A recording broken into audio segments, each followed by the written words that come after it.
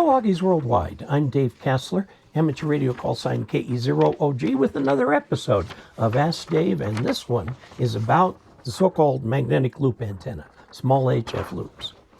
Okay, and this is from Bill Paul, KD6JUI in Dixon, California.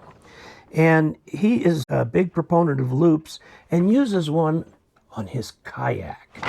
The problem, of course, with many loops, and we just recently did a video where we listed manufacturers of loops, is that there's a tuning knob on the bottom of the capacitor, and you got to be there to tune the thing up. It's easy in the Kayak. You just reach over and tune it for max noise, okay?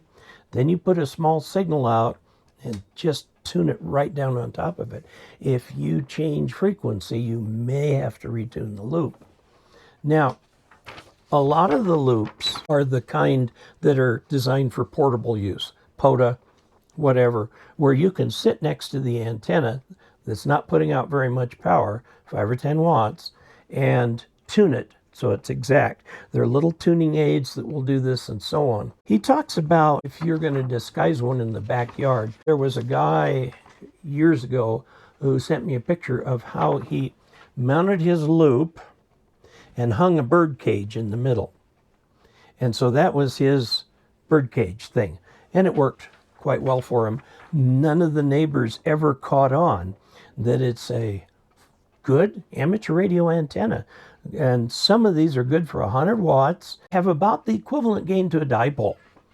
I compared mine, the MFJ loop, which does 100 watts, to a dipole, and was very hard to tell the difference. Now, that was 10 years ago. I did not then have the same antenna testing setup that I have now. I should probably do that comparison again. One of the problems that was mentioned by somebody is that if you put the loop outside, this guy didn't like the fact that you had to run continually back and forth between the antenna and the shack to tune the loop manually.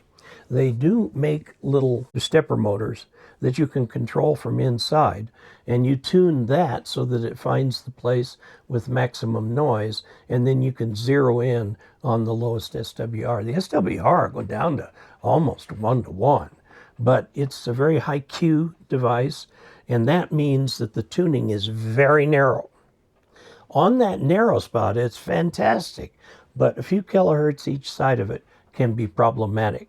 As you go higher in frequency, you can tune around a little bit. If you use a band like 17 meters or 12 meters or something like that, once you get it tuned for the band, it'll cover pretty much the entire band. You can always touch it up with the antenna tuner that is in your radio. If you're using an external tuner, don't. Actually, you need to tune the loop at the loop for it to work at all, for the magnetic loops. Okay, so there you have it. He recommends that if you're going to let vines grow on your antenna, make sure they're fake vines made of plastic. If you put living stuff near it, which has got water in it, it can cause issues with the antenna. There was an article years ago about a guy using trees. He was trying to determine what effect on the antenna having it next to a tree was. There is an effect. It is not huge. And that article was several years ago. So until we next meet, 73.